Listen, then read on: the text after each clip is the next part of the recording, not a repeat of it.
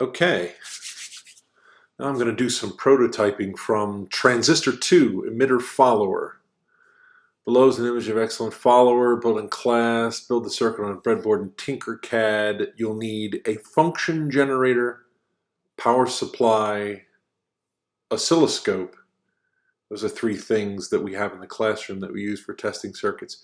Various resistors, capacitors, and of course the transistor.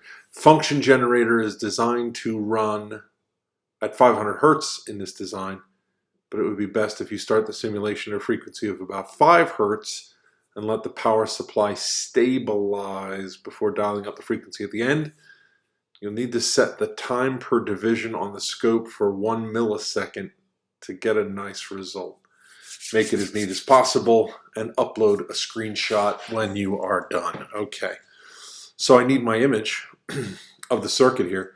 I have some values that are written in because as it appears in Transistor 2, we build this circuit and then we work out what the values should be going along. So I just wrote in what the values are here. So I need, resistor-wise, I need a 10K, a 300K, or two 300Ks, a 15K, and a 4.7K. I need two capacitors, a 0.2 and a 1. I need a power supply to get my 15 volts, and I need a frequency generator to get my 50 Hertz, or 500 Hertz. All right, so these are the things that I need. So here I am in Tinkercad, and I've got everything all set up. I've got a breadboard to construct the thing on. This is my frequency generator or function generator. When I click on it, it gives me, I can name it if I want to, and it gives a frequency. I need to start low, so I'm going to start at 5 Hertz. The amplitude doesn't really matter much. Neither does this DC offset, but I can leave those alone. I don't want a square wave. I want a sine wave out of that thing. So that's all set up and ready to go. I have a power supply down here, which I need 15 volts from. So I'm going to set the power supply to 15 volts like that. And I have this oscilloscope here, just like the one that we have in class.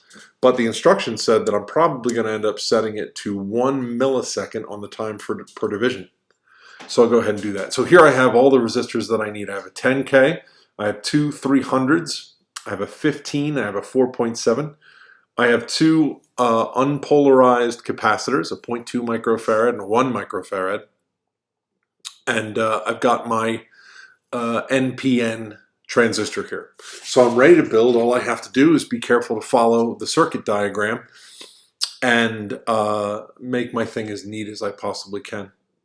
I was talking about making things as neat as you possibly can, besides just, general tidiness and making a good looking circuit.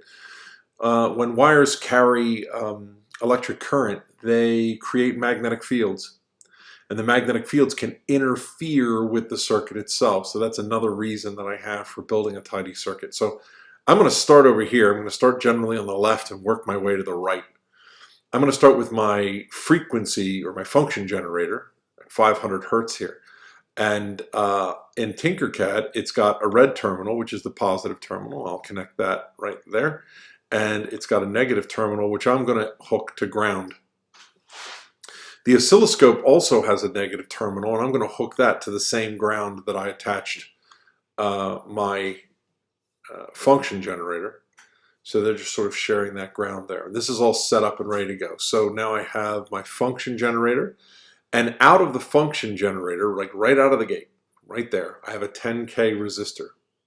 So I'm going to grab my 10K here that I already selected. I love how when you change the value of these resistors, they actually change their resistor color code on there. I think if I do this long enough, I'm really going to get to know the resistor color codes well. So I've plugged that in there. So coming right out of the positive terminal of my function generator, I've connected that resistor right out of there. Next to that resistor, we're going to have a capacitor. I think, yeah. So I come out of that resistor. I don't need to worry about this wire over here. I come out of that resistor and I've got my 0.2 microfarad capacitor. Now, a couple different ways I can do this. Oh, that's not the 0.2. This is the 0.2. I'm going to bring that over here and drop it right there.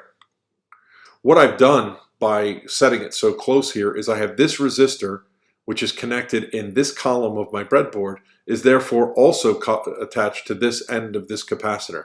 So I've reduced the number of wire leads I need in order to make this thing work. And that's a really good thing because the fewer wires that I have, the better my circuit's going to perform.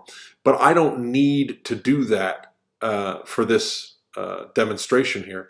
So I'm going to widen things up a little bit, and I'm going to connect my resistor to my capacitor with a wire here. I could have avoided it, but I like it to be spread out so I can see what's going on. So there I go to that. And then this thing comes to a voltage divider. A voltage divider essentially splits the voltage based on the value of the resistors. That's something we learned way at the beginning of the foundations unit.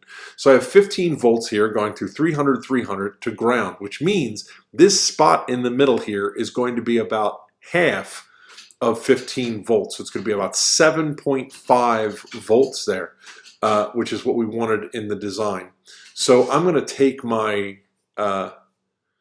two 300 resistors here, and I'm going to build a voltage divider out of it.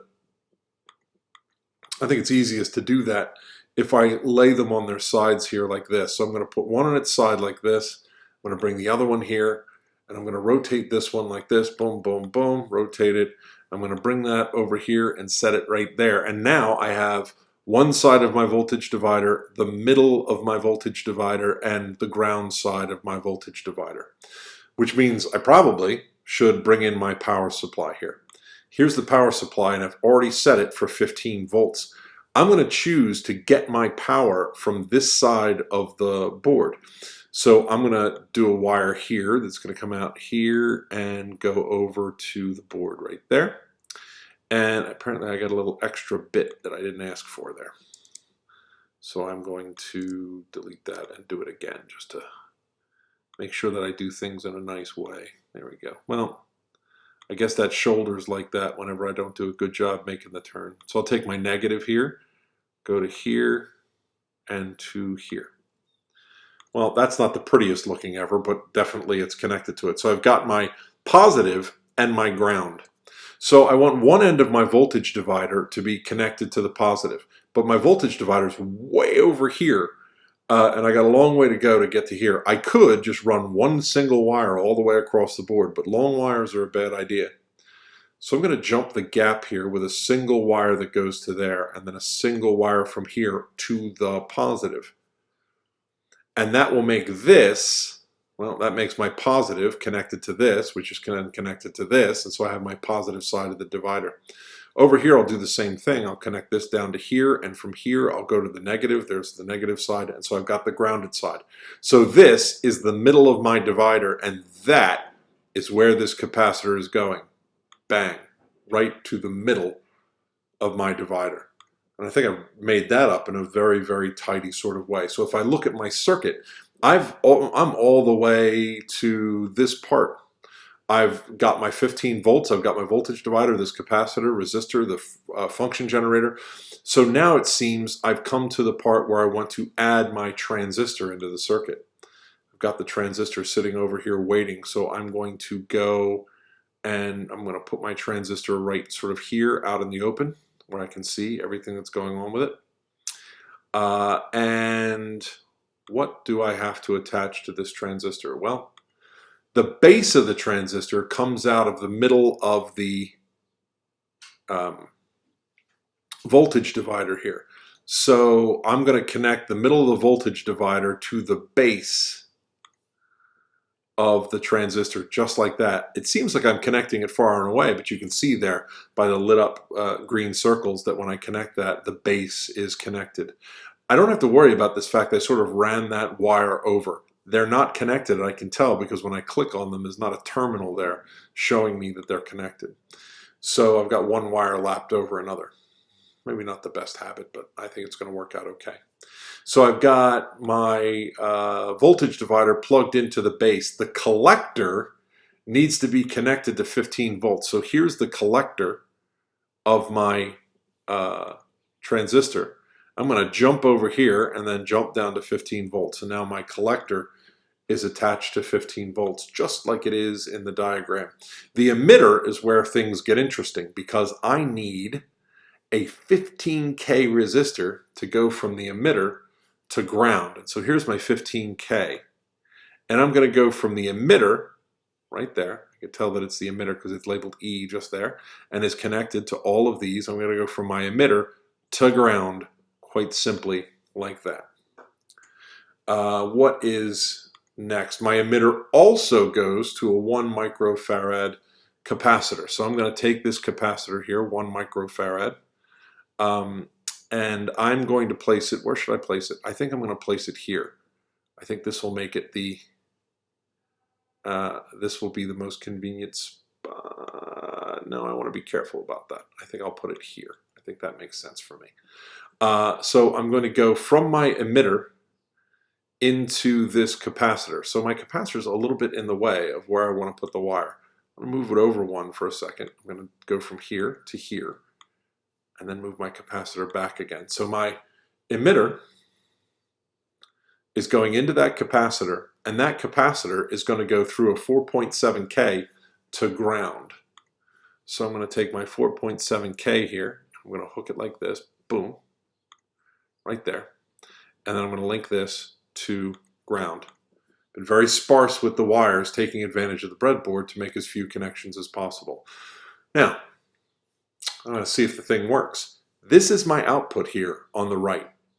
It's between the capacitor and the resistor going to ground. It's in fact right here where I've labeled 26. So I'm going to go ahead and hook my scope right there, and it's going to connect right between that capacitor and that resistor, and that's where I'm going to get my output signal. Now, if I've done everything correctly, this thing should now work like a champ. It's entirely possible I've made a mistake, and I'll have to track it down, but let's see if I got lucky. So I'll go here and I'll click Start Simulation, and I get what now? I get 15 volts on my power supply. This is cranking along at 5 hertz, but I don't get anything very interesting on my oscilloscope. So what I'm going to do is go ahead and start dialing up the frequency of my oscilloscope, just like if I were live in class and I could turn this dial. And I see that the sine wave is starting to appear on the oscilloscope because the circuit is following the function generator. Oh, I overshot it a little bit there. Oh, squirrely. I can play around with it a bit. Watch, whoa, whoa, whoa. Play a little around with it a little bit and watch what happens. So I'm going to go ahead and make it work the way that it's supposed to and just enter in 500 hertz there and let it stabilize, and voila. The very, very well designed emitter follower circuit. The interesting thing about this is sort of the behavior of the software that was interesting. I'm going to go ahead and stop the simulation. Now I've got my function generator set to go to 500 hertz right away. What I want to do when I start the simulation, watch what the power supply does. So I hit Start Simulation. The power supply starts to come up slowly instead of coming up all of a sudden. The reason why it's doing that is that the power supply is charging up the capacitors here, and it takes a little bit of time for it to get to 15 volts. If my circuit requires that I be at 15 volts immediately, then I have to do a little bit of extra circuitry there in order to prime the capacitors before I actually set the thing trigger and going. But there it is, transistor number 2, the emitter follower.